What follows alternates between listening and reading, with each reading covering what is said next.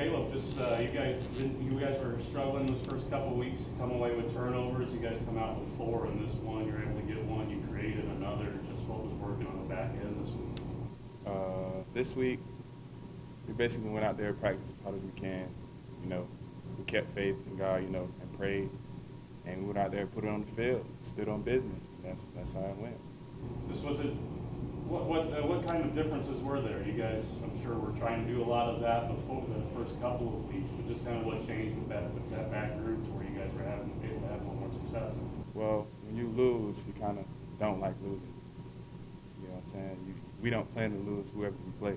So that's the standpoint. When we lose, we don't like losing. We're going to go out there harder than before. Keep going hard, keep going hard. Harder than the next week, harder than the last week, we win. That's the plan. Caleb, Coach Beard sat here just a moment ago and said he's known you for like 8 years. What's the history behind between you and Coach Beard?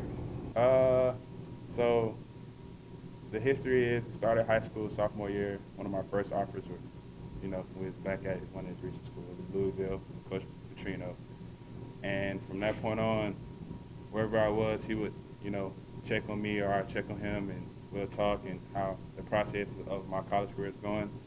And that's how we stayed connected, and we grew from there, and now I'm here with him. You ever watch anything on him being a DB? Coach Beard? Nah. No? Nah. No video or anything? Nah. I probably watch my uncle or somebody that I know or that I can learn from. I'm just saying, you need to find the Beard video and compare yourself, see if there's any technique stuff you can criticize him on. Nah, I ain't gonna do that to him.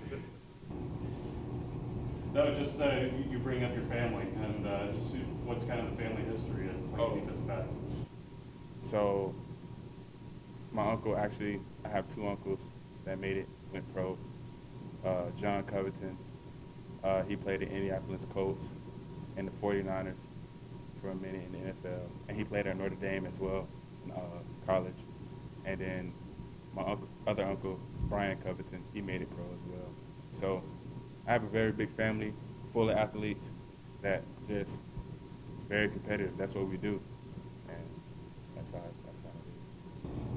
Did you ever reach out to them? You talk to them often about style or play, or hey, can you give me some technique tips from the top and how that can affect your game? For sure. I just recently went down to see my family, and they told me some tips. And whenever I go back home to Florida, I stay with my uncle that been in the NFL, and we go out to the field and we do some stuff, and he get my feet right. That's how it be every break, really. Jacob, just a few days coming off that big game, and you get Player of the Week. Talk about how it's one of the best offensive performances the school's seen. Just good. Have you been able to come down from that, focus on SIU, or just kind of how have you taken in what you were able to do the other day? Yeah, we got in yesterday and watched the film with our position groups, and it was a lot of fun to see all the plays we made. Obviously scored a bunch of points, put up a ton of yards, but it was also really good to see that there was some stuff we can still work on. We obviously turned the ball over twice to start the game, which is something we have to clean up, and then there was even a couple pass plays that I could have hit, and it was just good to see that we did a bunch of good stuff, but there's also some stuff to clean up we could be better at. Are you one that smiles about the good things you did, or you look at those 7 incompletions, you're just like, what'd I do there? Yeah, honestly, those stick with me more. I obviously made some good plays, but there was also some plays where I could have had back and could have thrown touchdown to one of our tight ends, could have done a couple other things differently. So.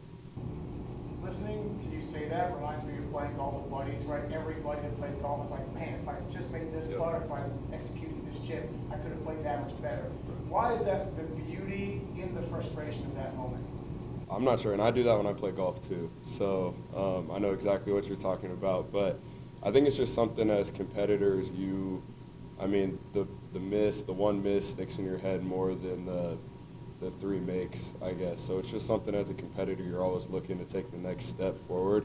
And if you're not, you're going to get passed up by somebody else. So I think it's something on our offensive side of the ball we do really well as a unit. And it's just, we honestly just want to take the next step. Right, this next step means you're not just playing Utah Tech, right? You're playing SIU, great team, ranked team, the first of two really good conference opponents you're going to play. How do you try to step up your game, but not force anything when you're playing somebody like an SIU? Yeah, it's really just executing each play, not trying to do too much, knowing what my assignment is, knowing what I'm supposed to be looking at, and then delivering the ball on time. If it's a bad play, don't make the bad play worse. It's okay just to throw the ball out of bounds sometime. And I would say that's the number one thing to focus on for me. Just play my game and don't try to do too much. And since you play golf and you understand this, right? In golf, no one's rushing at you. No one wants to get in front of a golf ball anyways. But these guys on Saturday want to kill you. So, but how does that same mindset you talk about, of not forcing too much, but staying in the moment, how does golf and football have that same competitive mindset? Yeah, I think golf and playing quarterback actually have, I mean, even closer than any position on the field. You just have to stay focused and stay in the moment and just execute the shot or the play in front of you. You don't want to try to do something you can't, because then bad things happen. So again, just execute the play, do what you're supposed to do. Don't make a bad play worse. And then when you do that, that's when the really good plays do happen.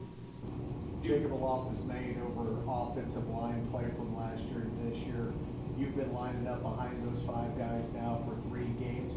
How does it look from last year to this year, what you're seeing out of those front 5 guys? Yeah, we have some really good players up front, some bigger boys up front than we used to have. And they're also a unit that, I mean, gets along really well. They hang out together. Some of them live together. It's a fun unit to be a part of, and it's a fun unit to get to play behind. And they're a unit that responds on the sideline too. We had those 2 turnovers to start the game, and I went up to them and was like, "Hey, you guys are playing a good game. We got to take care of the ball. Just execute one play at a time. Let's go score every drive from now on." And they like looked me in the eyes and were like, "All right, let's do it. Let's go." So. We got time for one more. Do you like the game where you don't have to run? I mean, you're not running at all back there. Yeah, it feels So good. you're not trying to, just not having to rush. That's not obviously not your strength. You're more of a pocket guy, but you can run. So is that something that you're just like, you want to do that all the time? I mean, yeah, it felt good to not really have to get past the line of scrimmage too much. I was able to stand back there and deliver the ball. Obviously, like you said, I'll run when I need to, but my strength is staying in the pocket and delivering throws. So when they give me the ability to do that, good things happen.